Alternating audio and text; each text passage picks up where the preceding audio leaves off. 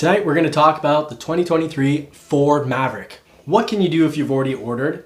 And what's going on also if you've already ordered. We're also going to be talking a little bit about the F150, and we might even talk a little bit about the Bronco. So let's just put the pedal to the metal. I've got Marie right here. I'm Johnny from Johnny's Car Care and Reviews. If you like information on Ford vehicles and the occasional general car review, do please hit like and subscribe. Either way, it's free and does help now feed 2 poodles. So you got to get that poodle money in. So please subscribe, help the channel grow. And when the community grows, well, we end up getting a lot more intel. So in the comment section, please let us know what's going on with your Ford order. Now I'm going to be letting Marie right here know what's going on with her Ford Maverick order.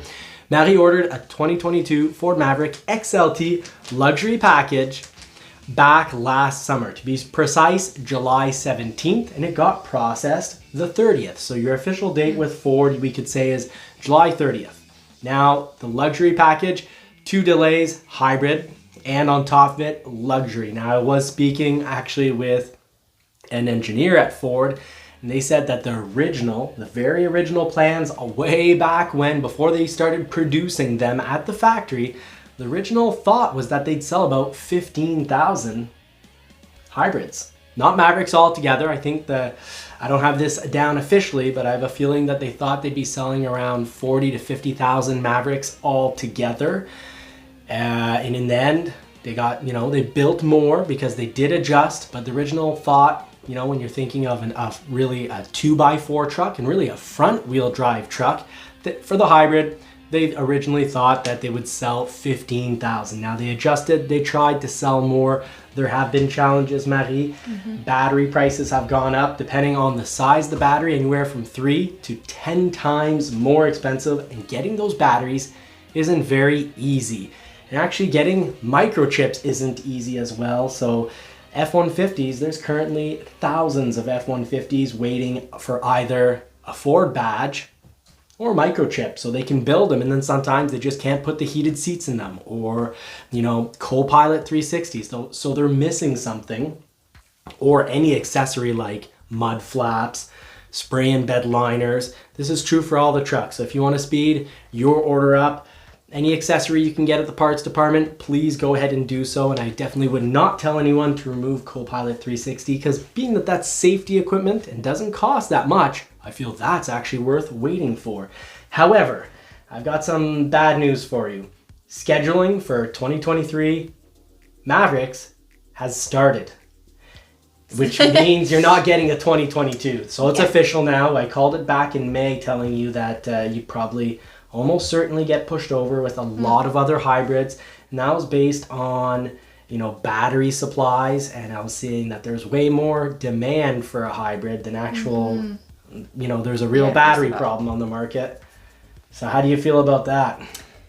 It's like in my mind, I always knew it.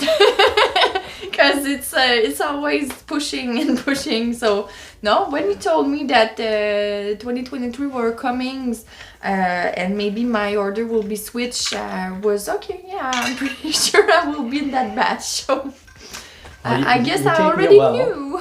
Thank you. You're taking it well, and I have mentioned for months now, really, not even for months, before we even put in your order, when you asked for luxury package, I said, oof, that's got originally a spray and bed liner. Now Ford did remove the spray and bed liner and switched it to drop in for the XLT. Lariat stayed spray and bed liner for 2022. But at the same time, all the Maverick that I see here in our region is EcoBoost. Yes, but I didn't see that much hybrids. There were some hybrids, and you were passed by people who were months. Yeah, no, there were a few hybrids that passed you, even though they're ordered about 5 months later, and it's because they don't have the luxury package. So like I mentioned to you last summer, 2021 in the pool, I mentioned that, well, you should consider not taking the luxury package because it would cause delays. But with our Canadian winters, you said that's something you absolutely want to have. So that is holding you up. And really complex. In case I'll keep that one. In case you keep that one. Because I said to John, I'm tired to switch cars. Even if I like it. We have Bronco and we have the Mustang. But with that experience, we needed to switch often, and like right now we have a Mustang that we need to put in the snow, or we need to find another used SUV. Yeah, we're not going to put the Mustang in the snow. Yeah, so I'm tired of that. It's always like that since 2 years. So I said to John, the next one that I will have, maybe I will keep it more longer than we were planning to at the beginning. So yeah, I must have the Lux package in case I keep it for a long time. My Lightning, it's not going much better for me either, because let's talk Lightning. For my F-150 Lightning order, well, I put that in night 1 of reservations. I got that in about the 45-minute, 1 hour mark from when reservations could be open. Well, about 30 minutes after the reveal ended, and I didn't know reservations were being taken right from the beginning. So I wish that would have been more clear on Ford's part. But I'm still not, I still don't have a build, so it looks like we won't have your Maverick in time for winter. Because let's say we're lucky and your Maverick is built middle to end of November. It's going to take anywhere from 1 to 2 months to arrive. Because right now, you know, F-150s, there's thousands of them sitting around. And part of the problem isn't just, you know, lack of microchips. It's not just lack of Ford badges. It's also issues with transport. The rail companies don't have enough employees, and you know, I've seen even vehicles at their final destination, only 2 hours away from us, sit at the rail yard in a container for up to 8 weeks.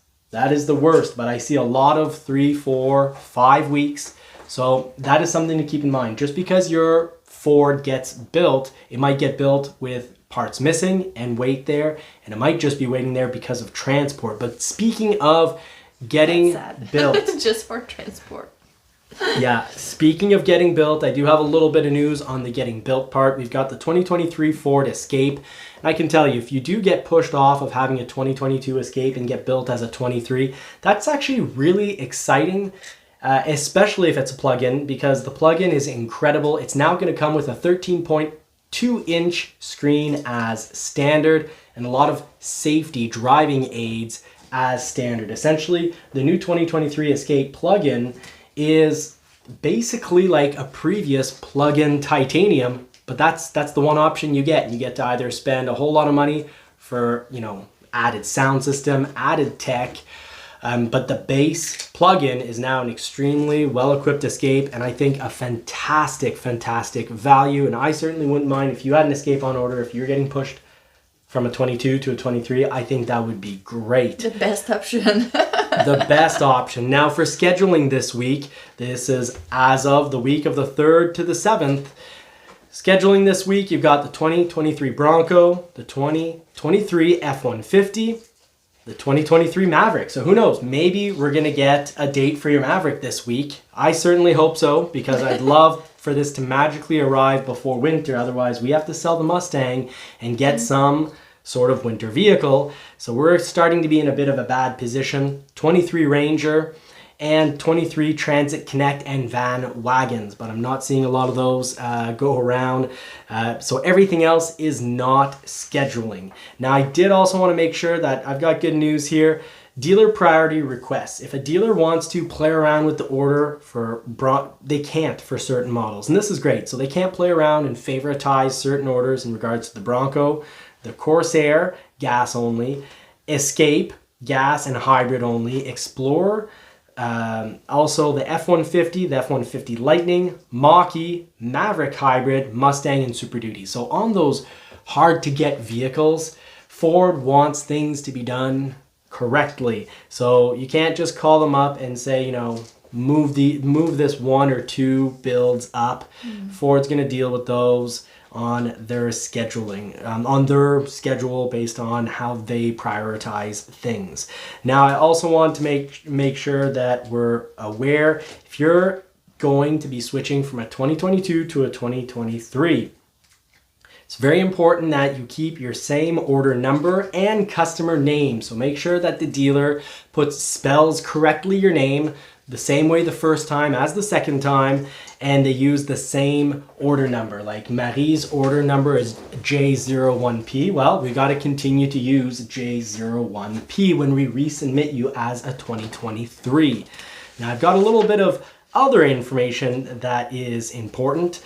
First of all, for the 2023 Bronco, this is a dealer action required, and you can make sure your dealer actually does this. So that they need to confirm all transitioned orders match the original customer spec. They need to make sure that the customer, us buyers, that, well, we've reviewed that and we agree to it. This is where, you're going to be signing things, signing a bill, giving over your driver's license, and that they can send this off. This is also the time you're going to want to ask for a build order. Don't worry if you don't have a 2022 or 21 Bronco on order. Ford will open this up to everyone. It's just a question of time. So maybe either the end of this year or early 23. I'll keep you all informed. So you'll want to have subscribed to the channel so you keep getting the right information at the right time.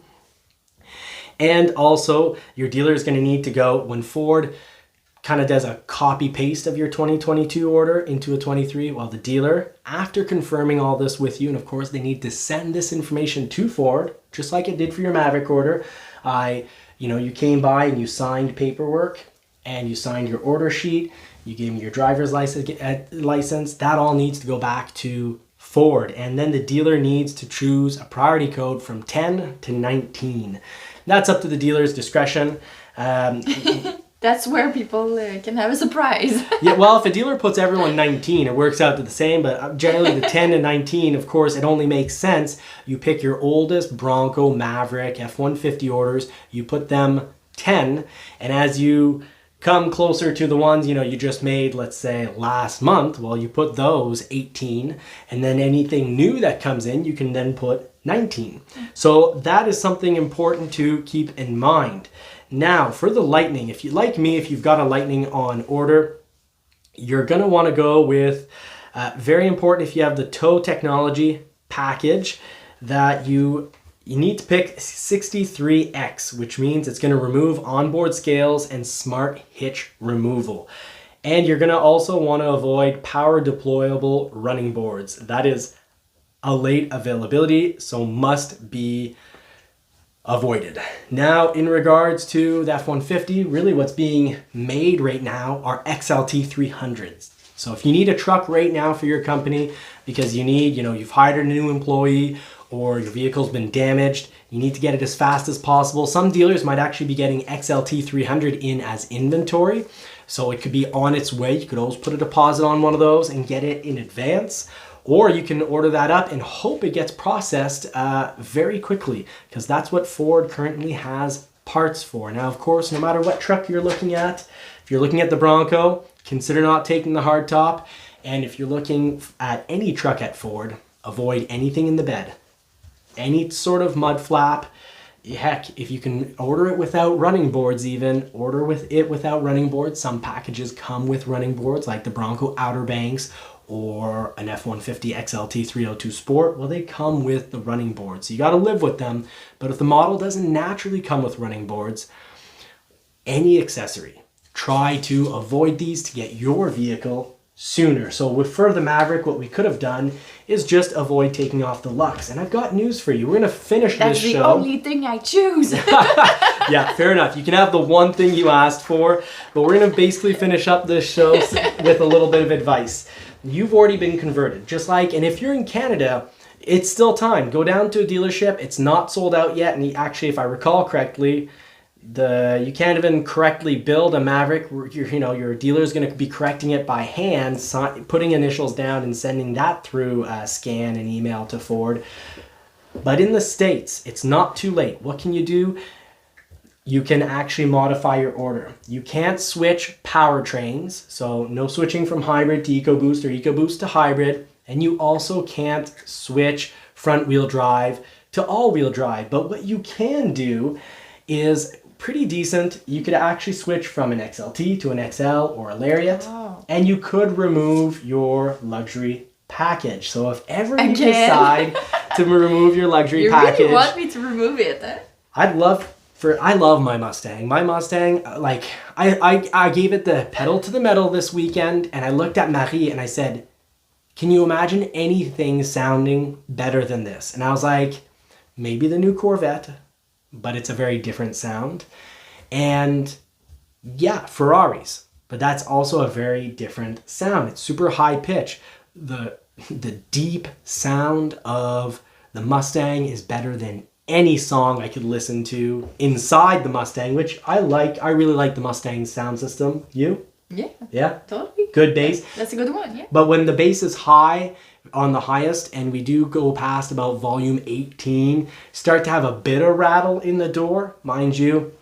You're not supposed to listen to not that to 18 anyway. It's $100,000 less. Abuse. $100,000 less than the Porsche I was that I'm considering. Hopefully one day will get built. So for $100,000 difference, I'll definitely accept that, because at the end of the day, I think the Mustang GT, you know, I'm gonna test it, but I think the sound is probably a lot better than a 6-cylinder Porsche, even if it's an S model, a 911 S model. So I think the Mustang is the best sports car for the money. And even when you're not considering money, it still has some areas that are top, like the sound of that V8 with active exhaust, must-have order option. It's unbeatable. Yeah, so, that's true. When we think about Mustangs, we think about the sound that we hear when we were young, and we heard the first Mustang doing vroom. Yeah, it's a little deeper than that, dear. Yeah, but yeah, that's we'll the thing that you remember about Mustang.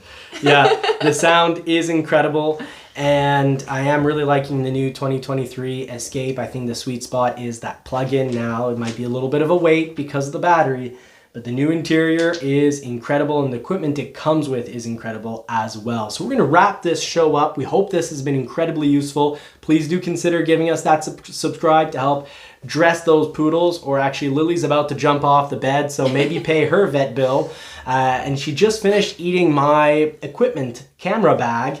So subscribe to help us out, because we've got equipment apparently to now replace. But thank you so much for watching. We wish you all more cars and more power.